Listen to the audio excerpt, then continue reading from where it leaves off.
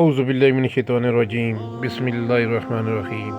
مالدار بننے کے لیے صرف 7 بار سورۃ فاتحہ پڑھیں۔ سورۃ فاتحہ کا بہت ہی خوبصورت وظیفہ ہے جو آپ نے صرف 7 بار پڑھنا ہے۔ کس طریقے سے پڑھنا ہے، کیسے پڑھنا ہے، یہ میں آپ کو بتاتا ہوں۔ انشاءاللہ آپ مالدار ہوں گے۔ ہر روز پڑھنا ہے۔ جو کوئی یہ چاہتا ہو کہ وہ مالدار بن جائے اور اس کے رزق میں فراوانی ہو، وہ روزانہ نماز مغرب کے بعد سورۃ فاتحہ 7 مرتبہ اس طرح پڑھے کہ ہر بار جب ایاک نعبد و ایاک نستعین پر پہنچے تو 7 بار اس آیت کو دہرائے۔